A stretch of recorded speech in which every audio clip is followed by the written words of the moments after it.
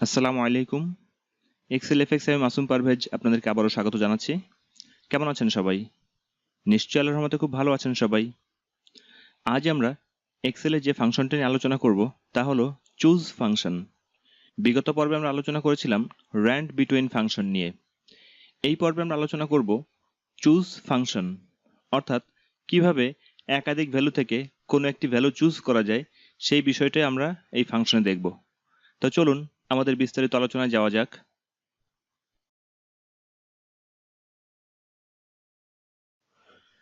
Choose function হলো একাধিক value বা একাধিক টেক্সট থেকে একটা ভ্যালু বা টেক্সট সিলেক্ট করার পদ্ধতি।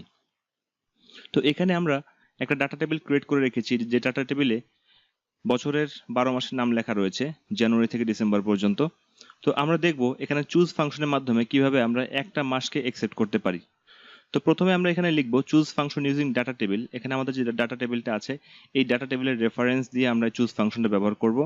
এরপরে আছে চুজ ফাংশন ইউজিং টেক্সট, অর্থাৎ কিভাবে আমরা কিবোর্ডের সাহায্যে টেক্সটগুলো লিখে আমরা চুজ ফাংশন ব্যবহার করতে পারি সেই বিষয়টা দেখব এরপরে।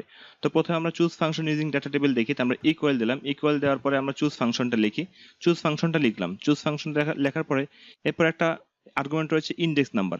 ইন্ডেক্স নাম্বারটা কি? ইন্ডেক্স নাম্বারটা আসলে আমরা যতগুলো ভ্যালু লিখব এই ভ্যালুগুলোর মধ্যে থেকে কোন ভ্যালুটা আমরা চুজ করতে চাই সেক্ষেত্রে সেই ভ্যালুটাই হচ্ছে আমাদের ইন্ডেক্স নাম্বার।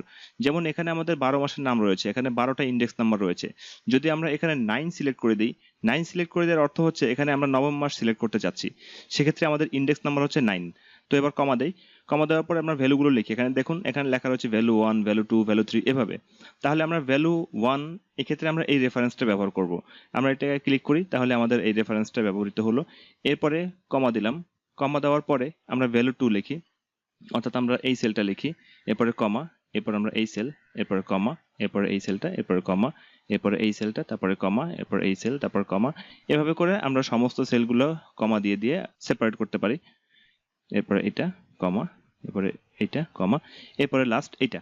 এক্ষেত্রে দেখুন এখানে আমরা ভ্যালু 12 পর্যন্ত ব্যবহার করেছি। এখানে ভ্যালু 12 এটাকে হাইলাইটেড দেখাচ্ছে, এটাকে বোল্ড দেখাচ্ছে, দ্যাট মিনস আমরা এখানে 12টা ভ্যালু ব্যবহার করেছি। তো এবার যদি আমরা এটা ব্র্যাকেট ক্লোজ করে দিই, ব্যাস আমাদের চুজ ফাংশনটা কমপ্লিট হয়ে গেল। এবার যদি আমরা এন্টার করি তাহলে দেখুন এখানে নবম মাস অর্থাৎ সেপ্টেম্বর এখানে এসছে। এবার আমরা দেখি কিভাবে টেক্সট ব্যবহার করে চুজ ফাংশনটা তৈরি করা যায়। তাহলে সেক্ষেত্রে আমরা ইকুয়াল চিহ্ন দিই, তারপরে লিখি চুজ ফাংশন লিখলাম। চুজ ফাংশন লেখার পরে এবার আমরা ইন্ডেক্স নাম্বার লিখি 9।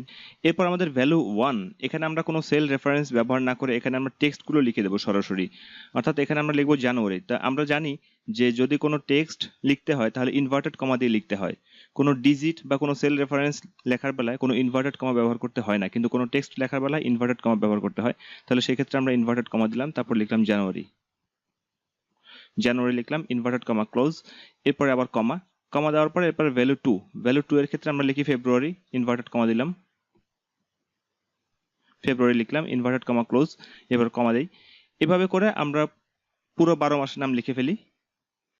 আমরা পুরো 12 মাসের নাম লিখে ফেললাম। এবার আমরা ব্র্যাকেট ক্লোজ করে দিই, বাস আমাদের চুজ ফাংশনটা কমপ্লিট হয়ে গেল। এবার যদি আমরা এন্টার করি তাহলে দেখুন এখানেও সেপ্টেম্বর মাস শো করছে, তার অর্থ হচ্ছে যে আমাদের ইন্ডেক্স নাম্বার 9 দেওয়ার কারণে এখানে আমাদের নবম মাস সেপ্টেম্বর এটা শো করছে। তো এটা হলো চুজ ফাংশন, যে ফাংশনের মাধ্যমে আপনি একাধিক ভ্যালু থেকে একটা ভ্যালু চুজ করতে পারেন। এখানে চুজ ফাংশনের ক্ষেত্রে 254টা পর্যন্ত ভ্যালু লেখা যায়। 254টা ভ্যালুর মধ্যে আপনি যে কোনো একটা ভ্যালু চুজ করতে পারেন। এই ফাংশনটা হলো চুজ ফাংশন। তো চুজ ফাংশনের মধ্যে যে বিষয়গুলো ছিল সেই বিষয়গুলো এই পর্যন্ত। আশা করছি চুজ ফাংশনের মধ্যকার সমস্ত বিষয়গুলো আপনারা ভালোভাবে বুঝতে পেরেছেন। তো আমার টিউটোরিয়ালটি এই পর্যন্ত। যদি আমার টিউটোরিয়ালটি আপনাদের ভালো লাগে এবং আপনাদের সামান্যতম উপকারে আসে তাহলে আমার টিউটোরিয়ালটি আপনারা আপনাদের বন্ধু-বান্ধবদের সাথে শেয়ার করুন এবং আমার জন্য দোয়া করুন যাতে আমি আরো সুন্দর সুন্দর টিউটোরিয়াল আপনাদের জন্য তৈরি করতে পারি। আপনাদের সবার প্রতি আমি শুভেচ্ছা জানিয়ে আমি আমার টিউটোরিয়ালটি এখানে শেষ করছি। আসসালামু আলাইকুম ওয়া রাহমাতুল্লাহি ওয়া বারাকাতুহু।